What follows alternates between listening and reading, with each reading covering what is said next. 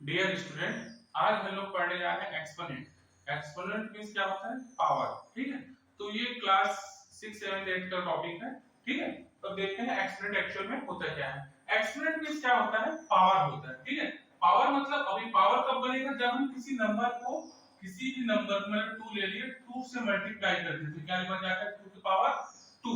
ठीक है, तो एक्सपोनेंट एक्चुअल में क्या है? किसी नंबर को पावर के फॉर्म में हम रिप्रेजेंट करने का नाम ही क्या है? एक्सपोनेंट है। जैसे इसका जो x2 का एक्सपोनेंट कितना है? 2 है। इसी को मैंने क्या लिख दिया? 2 के पावर 3। तो इसको मतलब कितने टाइम मल्टीप्लाई कर देंगे? 3 टाइम्स। ठीक है ना? कितना हो जाएगा? अब ये कितना बन जाएगा आपका? 4। 2 के पावर 3 मतलब 8। 2 के पावर 4 मतलब कि क्या बन जाएगा? 4 टाइम्स मल्टीप्लाई करोगे 16। ये सब आपका क्या है? देखो, ये सब एक्सपोनेंट का बेसिक क्लास है। ठीक है, ये समझ लो जैसे एबीसीडी पढ़ते हो ना, ये एक्सपोनेंट का एबीसीडी है। इसी के बेसिस पे आपको क्वेश्चन जो है बनना स्टार्ट होगा। ठीक है, अब 2 के पावर 5 तो क्या बन सकता है आपका? ये बताओ। आपका 32। 2 के पावर 6 ये क्या बनेगा आपका? 64। 2 के पावर 7 कितना बन जाएगा? 128। मींस इसको कितने टाइम्स लिखना है? 4 टाइम्स। इसको 5 टाइम्स। 2 के 2 पावर 5 इसमें 3 टाइम्स लिखा हो ना, उसी टाइप से आपको मल्टीप्लाई करो, कितना आएगा? 64 आएगा। इसमें क्या आएगा? 128 आएगा। ये एक्सपोनेंट है। ठीक है ना, 2 के लिए। ठीक है, अब देखते हैं 3 का। 3 के पावर 2, 3 के पावर 3, 3 के पावर 4। ठीक है, ये कितना? 3 मल्टीप्लाई 3 कितना बनेगा? 9।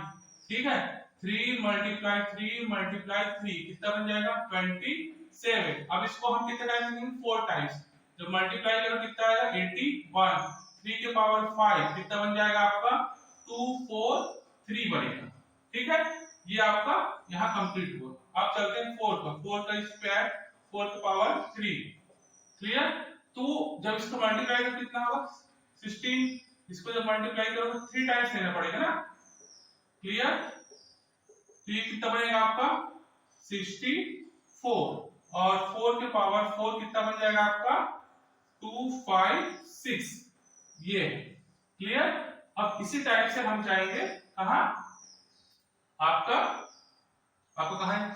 आपको 5 का ले लेना। ठीक है ना, 5 का भी ले लो। 5 का स्क्वायर कितना होगा? 25। ठीक है, और उसके बाद आपका 5 के पावर 3 कितना बन जाएगा? 125। ठीक है, अब ये आपका 5 के पावर 4 कितना हो जाएगा? 625। क्लियर? इसी टाइप से हम देख लेते हैं आपका 6 का भी देख लेते हैं। इसको नोट कर लो। ठीक है, इस साइड में 6 का भी इसकी कंप्लीट कर लेना। ठीक, ठीक है, तो ये क्या है आपका? 6 का 6 पावर 3, 6 पावर 2 ले लो। 6 पावर 2 कितना आएगा? 36। 6 के पावर 3 कितना आएगा? 216। बस इतने रखना इसका। ठीक है, 7 के पावर 2 कितना होगा? 49।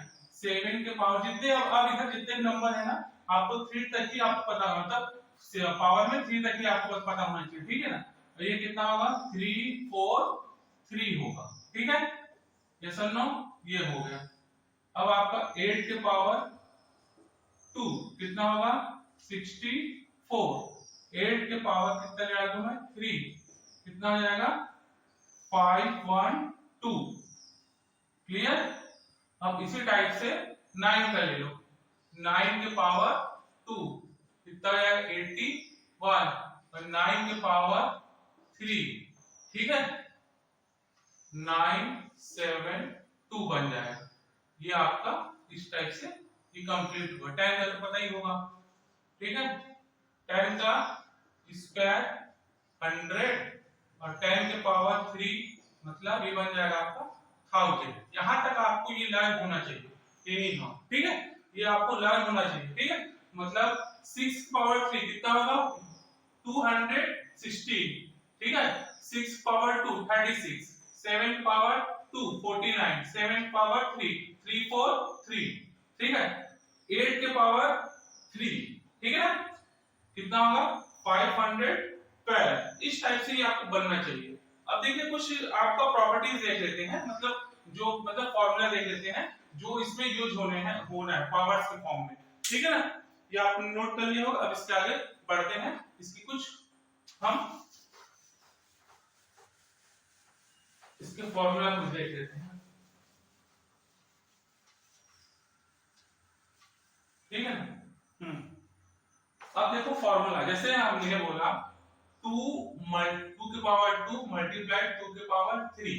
तो देखो इसमें क्या है, ये दोनों नंबर का जो बेस है वो क्या है आपका इक्वल है। बेस इक्वल है ना, मतलब सेम फैमिली के हैं, बेस आपका क्या है इक्वल है। तो हमने जानते हैं जब मल्टीप्लाई करते हैं in multiply power will be add, multiply में क्या हो जाता है पावर आपका ऐड हो जाएगा, ठीक है ना। ये चीज याद रखना। तो देखो ये बेस 2 का 2 ही रहेगा, क्लियर। अब ये दोनों का जो पावर है ये तो ऐड हो जाएगा, 2 प्लस 3 कितना हो जाएगा 2 की पावर 6, क्लियर। तो इसी के बेसिस पे फॉर्मूला बनता है a के पावर m मल्टीप्लाई a के power n equal to a m plus n, clear, a m plus n। और देखो a के power n divided by a के पावर n कितना होगा a m minus n, clear, yes और no. हाँ अब देखो a के पावर माइनस m, a के पावर कितना है -1। जब भी ये पावर माइनस में रहेगा इसको पॉजिटिव करने के लिए हम इसका रेसिप्रोकल कर देंगे, 1 अपॉन a के पावर m लिख देंगे, ठीक है ना, याद रखना। और 1 अपॉन यदि a के पावर m है और माइनस के फॉर्म में है तो ये क्या हो जाएगा a के पावर m, ये भी एक फॉर्मूला है, क्लियर।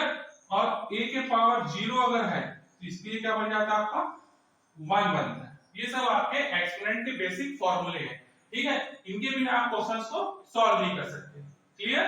हाँ आज की क्लास यहीं तक होगी, अगर अच्छा लगेगा लाइक एंड सब्सक्राइब, ओके।